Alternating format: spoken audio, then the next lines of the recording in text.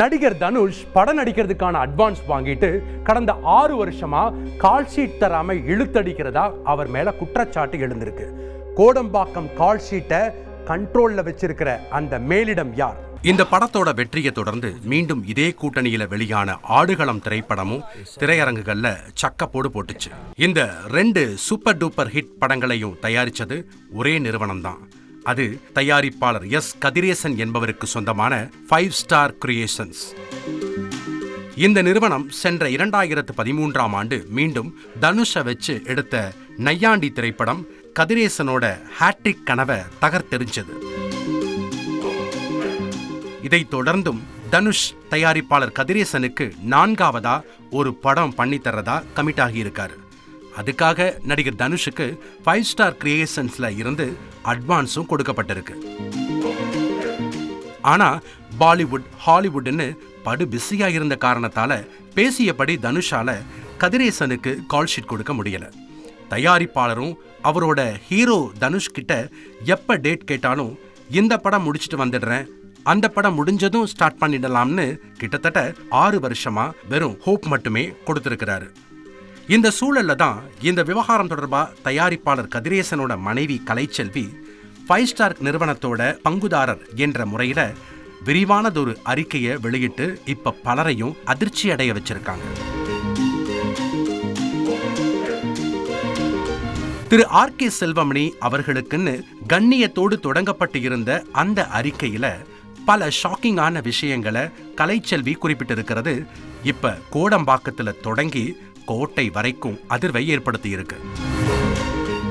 தனுஷ் 6 வருஷமா call sheet தராம இழுத்தடிச்ச காரணத்தால ஒரு கட்டத்துல மனசை விட்டு போன 5 ஸ்டார் கதிரேசன் ப்ரொடியூசர் கவுன்சில்ல புகார் அளிச்சு இருக்காரு. கதிரேசன் தரப்புல தான் நியாயம் இருக்கிறதா நினைச்ச சங்கமும் தனுஷுக்கு ரெட் கார்டு போடணும்னு முடிவெடுத்திருக்காங்க.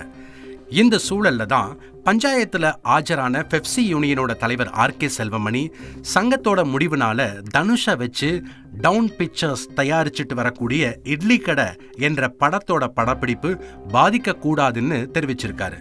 பின் குறிப்பா இது மேலிடத்தோட உத்தரவுன்னு செல்வமணி சொன்னதா கலைச்செல்வி அவர் வெளியிட்டுள்ள அறிக்கையில தெள்ள தெளிவா குறிப்பிட்டிருக்காங்க. அது மட்டும் இல்லாம தயாரிப்பாளர்களோட நலன் காக்க சங்கம் எடுக்கக்கூடிய முடிவுகள்ல அரசியல் கலக்க வேண்டாம்னு கலைச்செல்வி வேண்டுகோள் விடுத்திருக்காங்க. ஆர்.கே. செல்வமணி அவர்களோட அரசியல் குறுக்கீட்டால தான் பாதிக்கப்பட்ட தங்கள் தரப்புக்கு இந்த நிமிஷம் வரைக்கும் நீதி கிடைக்கலன்னு ரொம்பவே வேதனையோட தெரிவிச்சிருக்காங்க. இந்த விவகாரம் தற்போது சோசியல் மீடியாவிலையும் புயலா வீச தொடங்கியிருக்கு. ஏற்கனவே பெப்சி யூனியனும் அதோட தலைவர் ஆர்.கே. செல்வமணியும் கட்ட பஞ்சாயத்து மாதிரி பிரச்சனைகளை டீல் பண்றதா குற்றச்சாட்டு எழுந்திருந்த நிலையில இப்ப கலைச்செல்வியோட அறிக்கை அவருக்கு தர்ம சங்கடத்தை ஏற்படுத்தி இருக்கிறதாவும் சொல்லப்படுது. குறிப்பா இட்லி கடை படத்துக்கு சிக்கல் வரக்கூடாதுன்னு கண்டிஷன் போட்ட மேலிடம் யாருன்னு தெரிஞ்சுக்க நெட்டிசன்களும் அரசியல் கட்சியினரோட ஐடி விங்கும் ஆழமா டீகோட் பண்ண தொடங்கியிருக்காங்க. அப்பதான் இட்லி கடை தயாரிப்பாளர் டவுன் பிக்சர் ஆகாஷ் பாஸ்கரனோட மேரேஜ் ஹைலைட்ஸும் அவர் ஏற்கனவே இப்ப ட்விட்டரோட லைம் லைட்ல இருந்ததும் தெரிய வந்திருக்கு.